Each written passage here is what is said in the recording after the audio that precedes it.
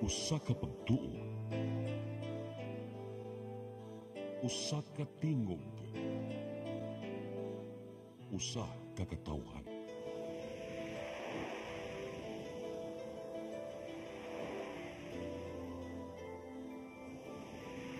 Cebu Catholic Television Network.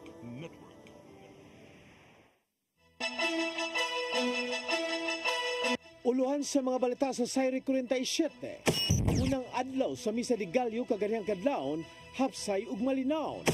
Pagpamaligya og paggamit og pabutos sa dakbayan sa Sugbo, pahugta. Danao City LGU nangandam sa pagsalmot sa Sinulog Grand Parade karong sunod tuig. Lalaki nga gayong nang hasi og kalitanumbag og babay nga nagpaabot og kasakyan na sikop.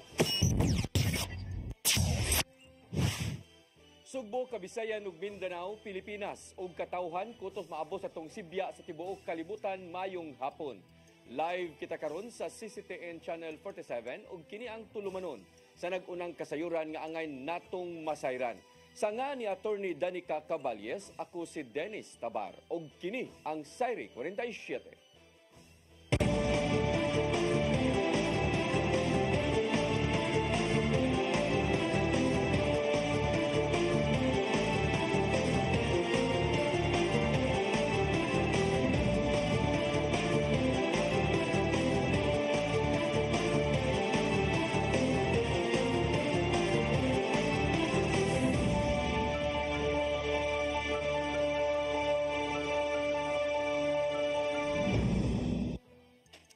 Ug karon sa kompletong detalye sa atong mga balita, kapulisan sa Sugbo mihulagway nga malinawon og hapsay ang unang adlaw sa Misa de Gallo sa simbahang Katoliko nga gisugdan kaganina nga kadlawon. Sa usa ka gatos ka mga simbahan sa tibuok isla sa Sugbo, gihatagan og hugot nga seguridad sa kapulisan. Ang kasayuran ihatod ni Arnold Bustamante.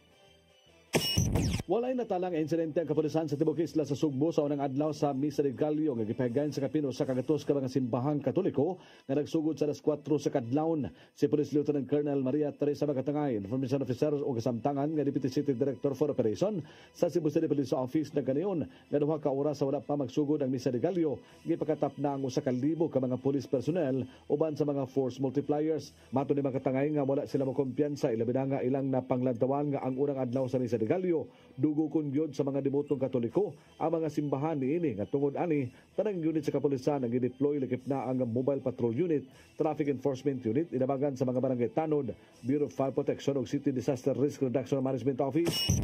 Ang ato ang first day no sa celebration sa Misa de Gallo is generally peaceful. We are proud to inform the public that from 3 a.m. no until 6 a.m. which is mo na siya ang oras sa tingmisa. Walay any reported crime incident nga natala sa Cebu City Police Office. Ang Information Officer sa Cebu Police Provincial Office, Police Captain Edin Baguio, mibuti usab nga wala sila makadawat og report gikan sa kalungsuran og syudad sa lalawigan sa Sugbo nga dunay krimen nga nahitabo gikan sa alas 3 sa buntag hangtod sa alas 6 nga nanguli na ang mga tao. Mato ni Baguio dunay 72 ka mga simbahan aga gibantayan sa mga pulis sa lalawigan ug bisan usa niini wala makasugat og problema. Tungod ni gipasalamatan ni Police Colonel Percival Sorilia ang tanang police personnel nga naglangkob sa seguridad sa Misa de Gallo. Hapsay og malinawon, wala gyud insidente nga natala. So mao tanang gipasalamatan gyud nato ang pagkooperasyon po sa community no nga nag-cooperate gyud ang mga katawhan. So mao nang smooth ang dagan.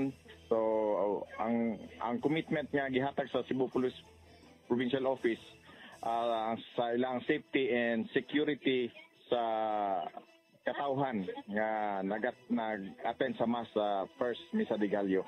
Gipatutugan usab nila ang mga simbahan nga naa sa mga sudlunon nga bahin sa kabaranggayan, di na mga parokyano magbaktas sa mga ngitngit nga lugar aron malikayan nga mabiktima sila sa kriminal. Gipasalig sa kapulisan sa Sugbo nga ilang ipadayon ang hugot ka pagpatuman sa seguridad hangtod sa Disyembre 24 sa tungang gabi. Arnold Bustamante, CCTN News.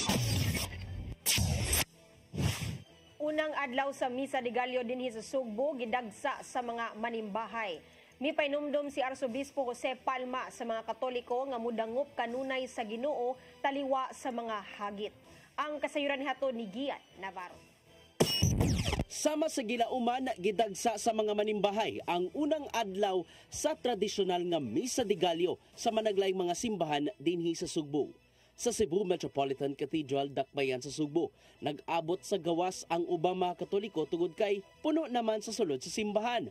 Apan, nagpabilin ang ilang kadasig sa pagpaminaw sa mga pulong sa Ginoo, dala na ang ilang pagpamalandong.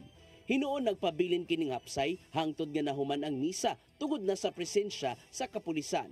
Gawas sa mga sakop sa Waterfront Police Station nga gideploy, miabag usab sa paghatag og seguridad ang barangay responders ug task force kasaligan. Naka-standby ang truck sa kabumbiruhan aron pagtubag na usab sa alarma sa palibot sa simbahan ug sa mga kasikbit niyang lugar. Samtang puno usab ang palibot sa Basilica Minore del Santo Niño sa kadaghan sa mga manimbahay. Hapsay ray noon ang panag-abot sa mga manimbahay dungan sa pagpainumdum sa pagtuman sa dress code policy sa sulod. Dito sa kalungsuran, nakahigayon si Arsobispo Jose Palma sa pagpangulo sa Misa de Gallo sa St. Francis Xavier Parish sa lungsod sa Alegria. Sumapa siyang wali nga kinahanglan andam pirmi ang kasing-kasing sa katawhan aron dawaton ang paghimugso ni Hesukristo, dala na silang hugot nga pag-ampo. Taliwa man hinuon kini sa nagpaday mga hagit nga giatubang sa matag usa. Usa ang simbahan sa Alegria sa siyam ka mga gagmayng simbahan nga gibisitahan sa Arsobispo aron sa pagpadayon sa tradisyon. Sa iyang Christmas message, may painumdum si Palma nga pasalamatan kanunay ang Ginoo tungod sa mga naangkong grasya o paglingkawas na usab sa mga pagsuway sa kinabuhi. The point is, we know what it means for us to believe in the grace of faith. We also believe that this grace, this blessing, is not just saying yes to the presence of God, but also saying yes to God's plan for us, appreciating being called to follow Jesus and expressing this faith in the things that we do. Ian Navarro, CCTN News. Pagpamaligya o paggamit o pabuto sa dakbayan sa Sugbo ning holiday season, pahugtan pa ni Mayor Garcia. Ubos sa ipagawas niyang kamanduan, gikinahanglanon ang firecracker zone sa matag barangay. Ang kasayuran ihatod pagbalik ni Gian Navarro. Mupagawas og kamanduan si Mayor Raymond Alvin Garcia aron pahugdan ang paggamit og pagpamaligya og pabuto ning holiday season sa dakbayan sa Sugbo.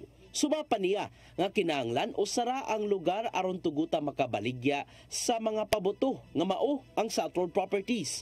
Pasabuti ni, di gyud mahimo makabaligya og pabuto sa bisan asa nga merkado o mga lugar din sagad dugukon sa mga tao. Tungod kay hawan man ang South Road Properties, luwas sinon kini sa kakuyaw nga to sa tao o sa mga kasikbit nga lugar. Once they have my executive order, they will be now tasked to go after those who are not following my executive order. Apil sa ang mga tanod, apil sa ang BIPAT, ang mga auxiliary forces at Samtang moabag ang barangay responders ug ubang force multipliers aron masubay nga nasunod gyud ang mga lagda sa dakbayan. Karong dili man kalikayan ang pagpabuto aron magsadya, but usab ni Mayor Garcia nga magbaton og firecracker zone. Ang matag barangay kinanglanon og hawan nga lugar nga himoong designated firecracker zone aron makapadayon ang uban sa pagpabuto. Kini aron kalikayan ang sunog sa kabalayan ug makadisgrasya og isig kaingon taliwa na sa grabeng paglipay-lipay ning panahon. Kay para ibabaya ka nga imong silingan nara sa imong tupad niya pabuthan din mo. No, so muna nga that is one of the things na akong gi-focus or emphasize. Ako naman itong gipahimo ang executive order na gusto ko nga na designated area per barangay para sa pabuto of firecrackers. Gian Navarro, CCTN News. Nanaygon kagahapon sakop sa Lapu-Lapu City Police Pangulo ni OIC City Director Police Colonel Dian Vicente Agustin o Dr. Robert Pipino sa Police Advisory Group. Giadto sa kapulisan ang kabus nga mga residente sa Barangay Kalawisan sa Maong Dakbayan. Inay mo'y hatagan ang kapulisan mao'y mitunol og bundles of joy ug bugas ngadto sa mga kabus nga gidaygunan. Kini kabahin sa ilang community outreach program sa Police Advisory Group inabagan sa City Police Strategy Management Unit. Pinanguluhan ni Police Lieutenant Colonel Stephen Amamag-Id.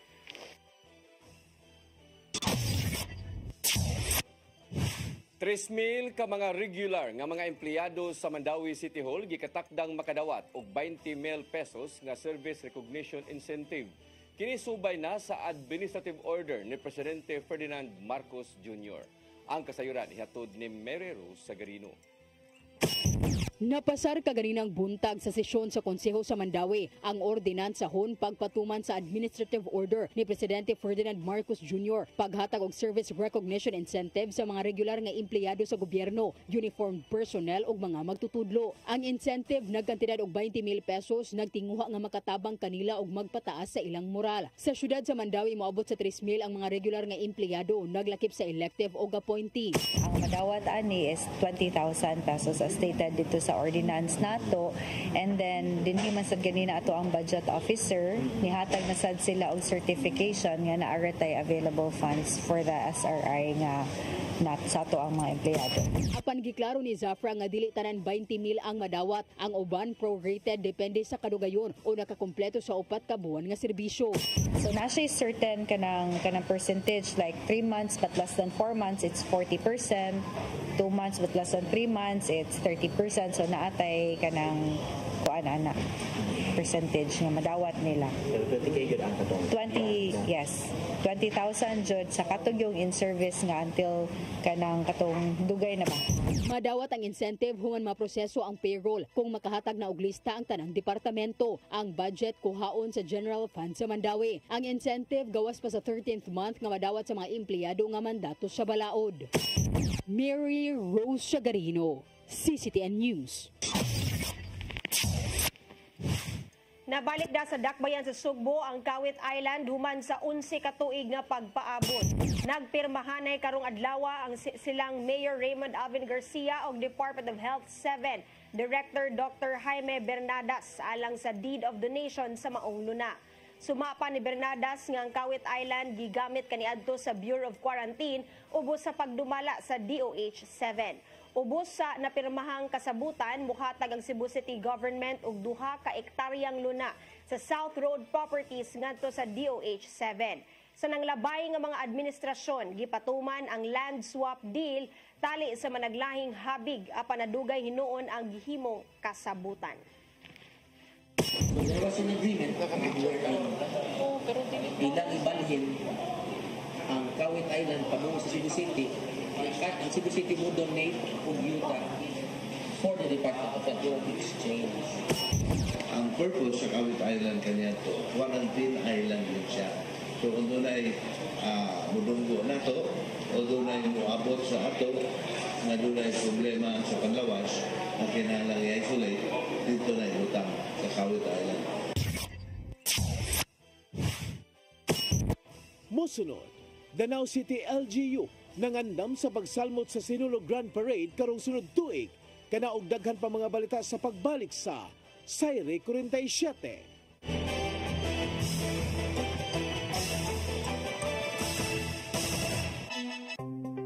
Discover the beauty of the Philippines.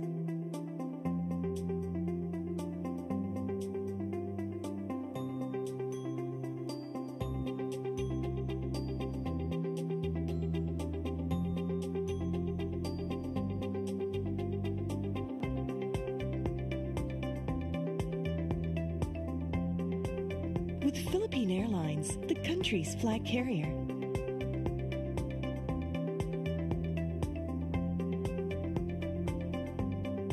The airline that lets you feel the warmth of the nation.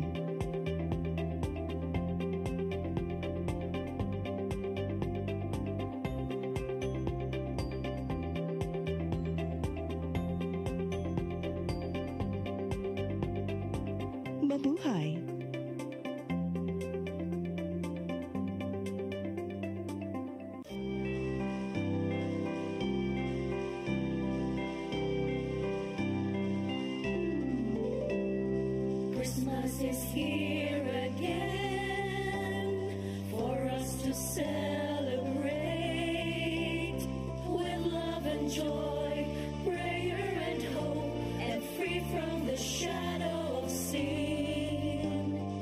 Christmas is meant for all people in His caress.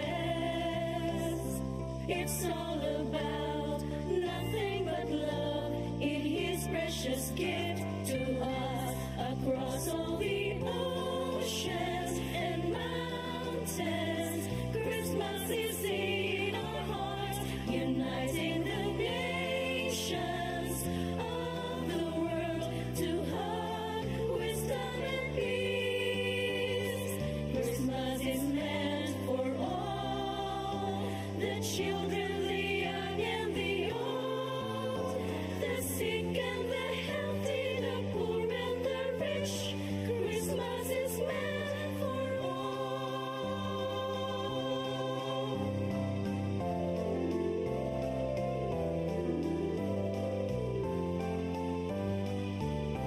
La la la la la la la la la la la.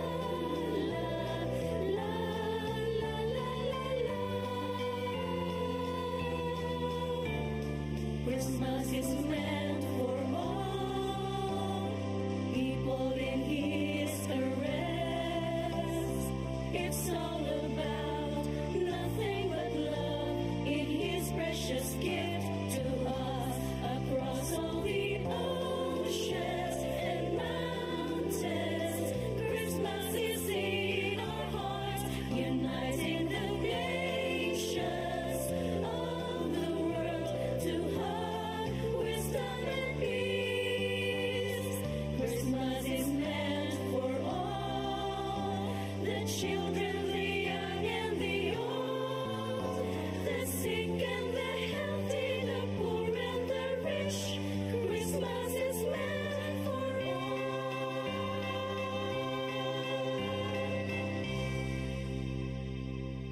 Merry Christmas!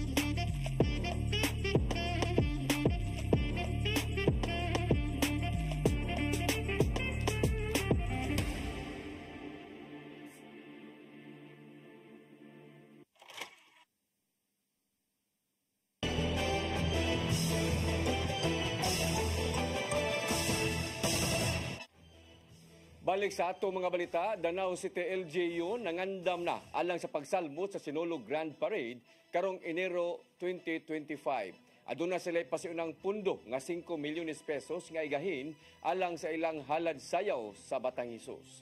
Ang kasayuran ihatod ni Gian Navarro. Human sa formal nilang anunsyo, gipaambit sa mga katagpuan sa Danao City LGU ngadto sa CCTN News Team ang mga pagpangandam alang sa Sinulog Grand Parade 2025. Katapusang ni salmot ang Danao City contingent sa mong ingranding kasaulugan natong 2017 ato sa sinulog sa kabataan sa lalawigan. Na ng panahona ang DepEd Danao City Division ang nagdumala silang contingent. Apan gibutyag ni Mayor Mix Durano nga ang mismong LGU na mo'y mangunay ug mangulo sa pagpangandam alang sa mong halad sayaw. 2025 this January, Danao City will be joining the Sinulog Festival. LGU, good first sa LGU to join. The previous, I believe it was the DepEd contingents. Now it will be LGU. Simana gisaysay ni Mayor Durano nga ilang ipaambit ngadto sa tanan ang halad ngadto sa Batang Hesus pinagi sa pagsalmot sa sinulog. Pipila sa mga kalampusang na angkon sa syudad mao ang pagka most improving city o pagsaka sa income classification ngadto na sa second class LGU. Hinungdan nga sinulog-based category ang ilang salmutan aron makapadangat silang pasalamat ngadto ni Senyor Santo Niño. So it's not basically exclusive nga students but it's open as long as na iyahang passion and ang iyahang commitment to halad kang Santo Niño. Mopod sa 150 dancers o 300 ka propsmen ang pasalmuton alang sa Danao City contingent. Aduna sila giandam nga pasiun ng pundo nga mokabat sa 5 milyones pesos alang sa mga gastuhanan. Gawas kini sa madawat nilang 1.5 million pesos nga subsidy gikan mismo sa Cebu City Government. Lauman hinuon sa mga mananaw ang pagbalik sa Danau City contingent nga puno sa kadasig ug pagpasalamat. As long as Danau City will perform based on our standards, that would be the best execution that we could give also to the Danawanon. Usa ang Danau City sa 35 ka mga dancing contingents nga mosalmot sa Sinulog 2025. Sa mong ihap, 7 ang gikan sa Cebu Province, apil ang Danau City, na po ang out-of-town contingents ug 17 usab gikan sa Cebu City. Gian Navarro, CCTN News.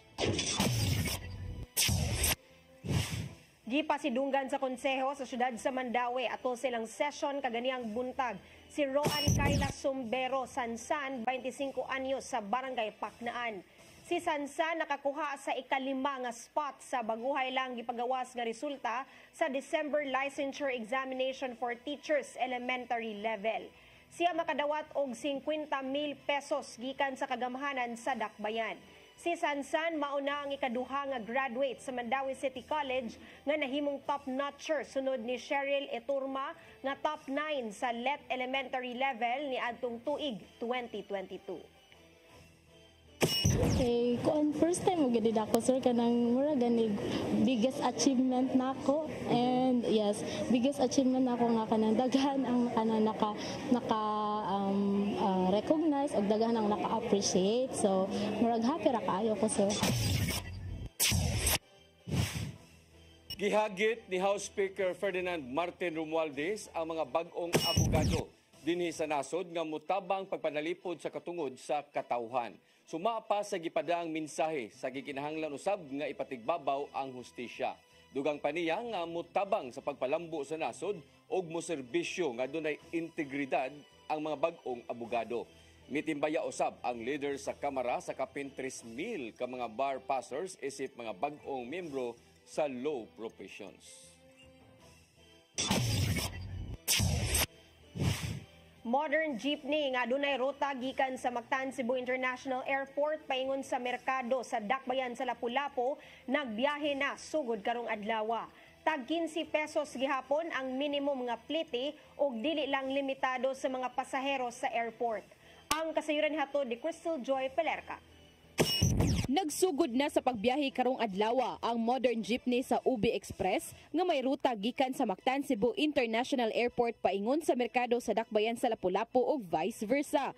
Kinihuman nga opisyal na kining nalusad kaganihang buntag sa Terminal 1 sa MCIA. Matod ni Gary David, ang presidente sa UB Express, nga ang pagbutang og modern jeepney nga makabiyahe sulod sa airport tungod kini sa hangyo sa Aboitiz Cebu Airport Corporation. To help them in terms of providing an airport transfer express. So this is what we have. Dugang paniyang 22-seater ang maong modern jeep ug aduna kini butanganan sa mga bagahe. 15 pesos ang minimum nga plite sa maong jeep gikan sa unang 4 ka kilometro sa biyahe. Sigun usab niya nga dili lang kini limitado sa mga pasahero sa airport apan para kini sa publiko. Lakip na nga makabenepisyo niini ang mga empleyado sa airport. Samtang nakita ni General Manager Julius Neri sa MCIA nga dako kining tabang sa mga pasahero tungod kay aduna na sila'y kapilian ug sa ubos nga presyo sa plitihan, komportable gihapon ang ilang masakyan. Price point is always a factor. So ang modern jeepney is cheaper than other alternatives. At the same time, you still get the benefit of air conditioning. So after you travel, kapoy naman ka. So you want to be relaxed. So air-conditioned siya. And more importantly, naay lugar para sa luggage. Sa pagkakaroon, aduna nay duha ka jeep ang nagbiyahe og 24 oras ang operasyon niini. Nibutyag usab si Regional Director Eduardo Montialto Jr. sa Land Transportation Franchising and Regulatory Board kun LTFRB nga gidili ang pagbarog sa mga pasahero sa mga modern jeep tungod sa disenyo niini. Kami random nga inspection sa ilahang CCTV sa sulod. So, kung ma-find out na mo nga dunay violation, dunay katindog, nanay penalty. Pero gidesign magid nila nga class 3. Kung katong class 2 unta, pwede na allowed ang standing ato. Ang class 3 dili allowed. Gitinguha sa UB Express nga 18 ka unit sa modern jeep ang magbiyahe para sa maong ruta. Crystal Joy Pelerca, CCTN News. Gipahibaw sa Visayan Electric nga minusan og 68 centavos per kilowatt hour ang bayranan sa kuryente ning buwan sa Disyembre. Anaa na lang sa 11 pesos o 51 centavos ang bayad sa kuryente ngadto sa mga konsumidor gikan sa 12 pesos o 19 centavos sa miaging buwan. Suma pa sa Visayan Electric nga kinina ang resulta sa nahimo nga pagkunhod sa presyo sa kuryente pinaagi sa wholesale nga electricity spot market o na WESM. Patuman ang ginagmay nga bayranan sa billing period gikan sa Disyembre 13 hangtod na sa Enero 12 sa sunod nga tuig. May pahinumdom usab ang Visayan Electric sa mga konsumidor nga maghinay-hinay gihapon sa paggamit og kuryente sud sa panimay bisan pa man sa paglipay-lipay ning panahon sa Pasko.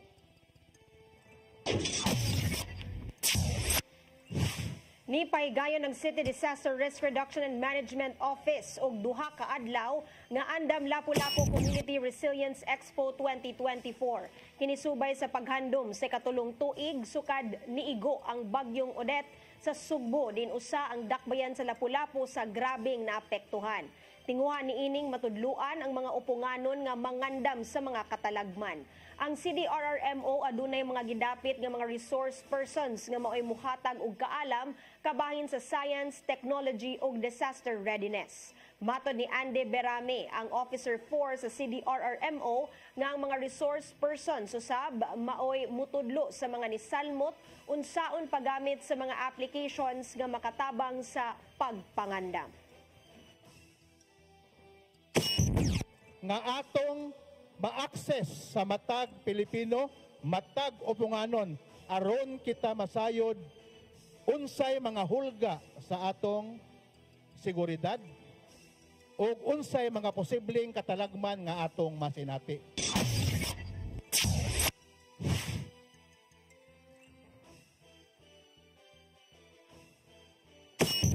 Mosunod, lalaki nga gingon ng hasi og kalitanumbag og babae nga nagpaabot og kasakyan na sikop.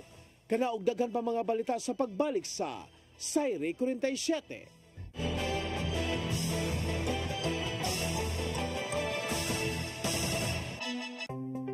Discover the beauty of the Philippines.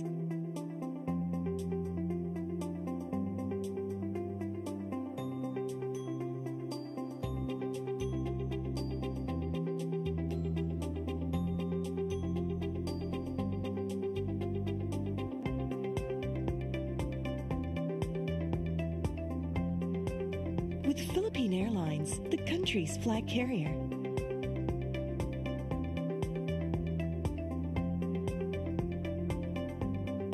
The airline that lets you feel the warmth of the nation.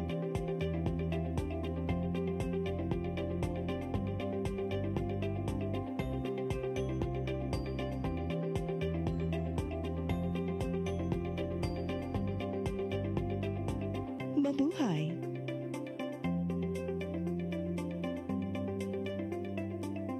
Pasko na, Pasko na, Pasko na, hangungan kita sa Marawi. Huwag sa pagpana sa makikay, sa puso karong ipalaro. Pasko na, Pasko na, Pasko na. Mga suganat, idakila, mga parol na masila. Kay Pasko na usap sa ulugon ta, sa tumang kalipay kung kasaya. Kung kanindog na pamation, sa mga awit na Paskohanon, mga pagmati bukas na magtagbo, sa lunsay diwa sa Pasko.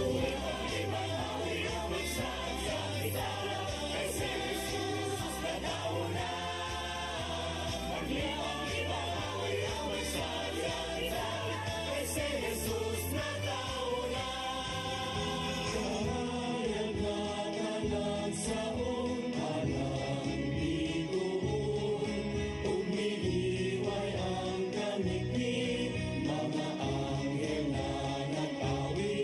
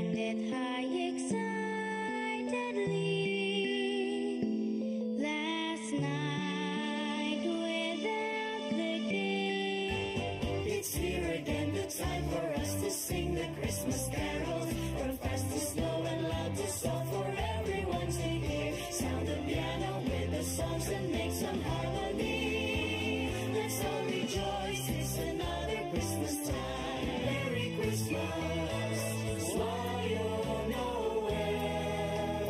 So San Juan Christmas, mali tayong Pasko. Pasko na malipayon, ang Pasko na malinahon. O kitang tanan manag-iunsa, kay si Jesus nagkauna.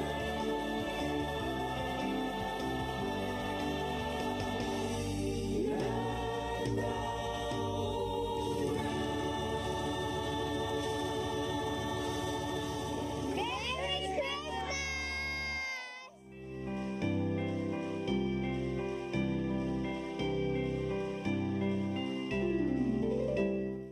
Your path to a new start. Nutrition, Exercise and elimination. water, Sunlight. temperance, Air.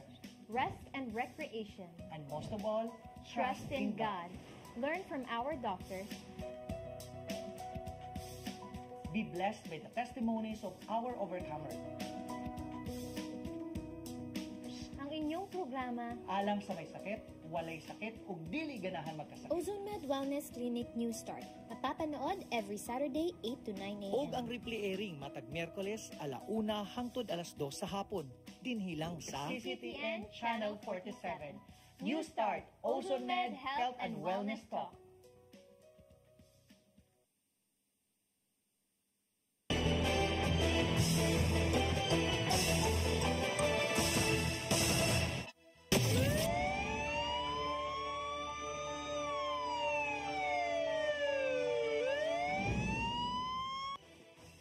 Balik sa atong mga balita, lalaki nga giingong ng hasi ug kalit nanumbag og babae nga nagpaabot og sakyanan nasikop sa traffic enforcer sa syudad sa Mandawi.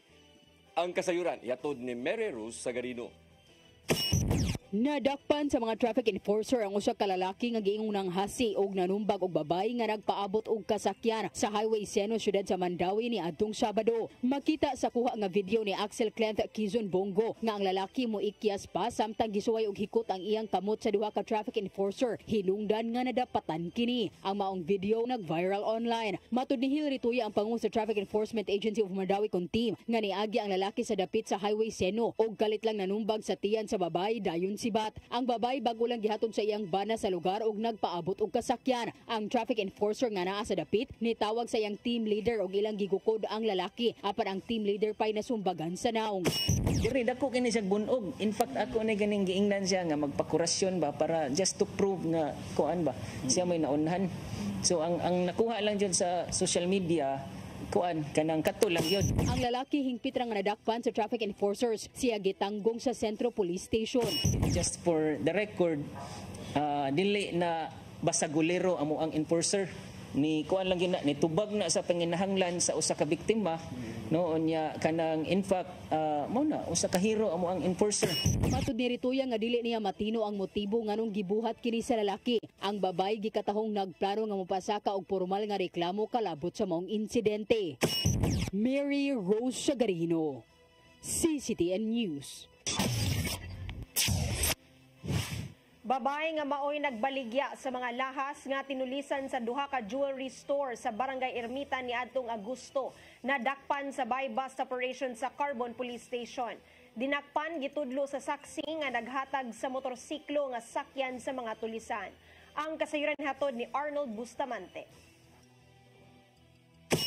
Usa sa mga local contact sa mga dayong tulisan nga nagtulis sa duha ka mga jewelry store sa Dalang Calderon, Barangay Ermita sa Dakay sa Sugbo ang nalagpan sa gilusan nga buy-bust operation sa mga sakop sa Carbon Police Station alas 4 kagahapon sa hapon dito sa sitio Bato, Barangay Ermita. Ang suspitsado gilangan si Sierra Lagunas Albina, 37 anyos, residente sa sitio Baha, barangay poblasyon lungsod sa Argao. Nakuha gikan sa suspitsado ang upat ka pakete sa gituang shabu nga motimbang sa 10 gramos nga dunay standard drug price nga 68,000 pesos. Lakip sa nakuha sa mga operatiba ang usa ka kwintas nga bulawan ug mga resibo nga gibutang sa iyang itom nga coin purse.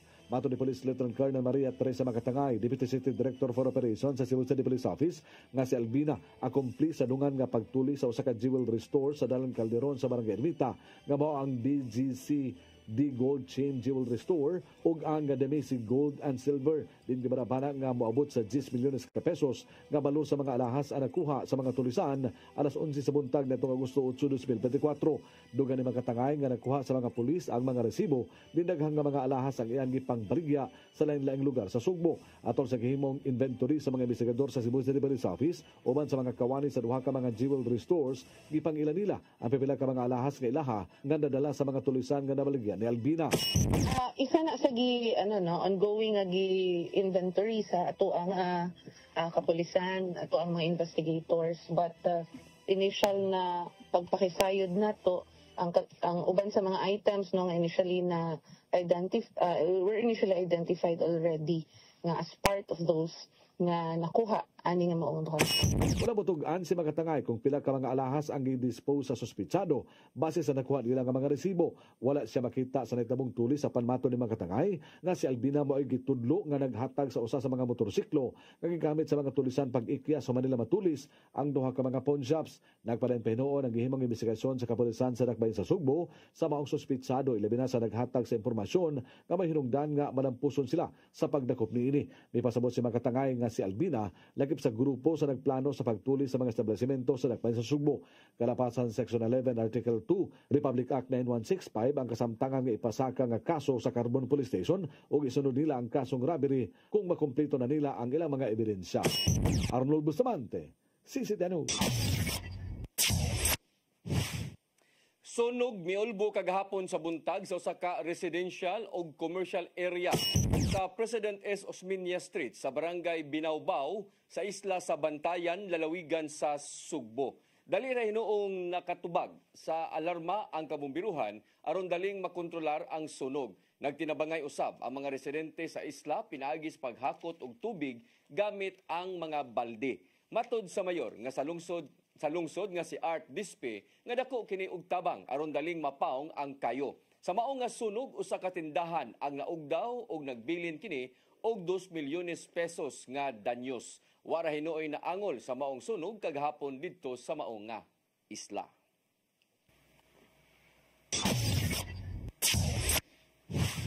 Mao kadtong naglangkob sa atong mga balita sa Sayre 47, ako si Dennis Tabar.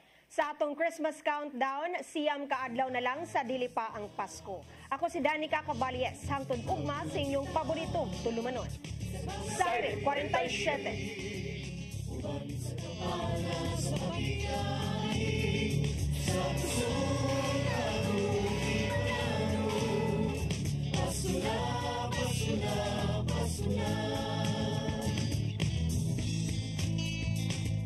Gugma ang alay na itong kaambi sa iksultan hubo, gutom sa pagmahal.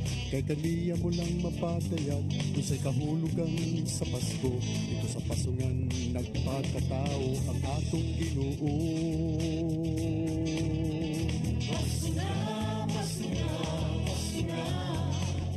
Ang tulad na sa pag-awi.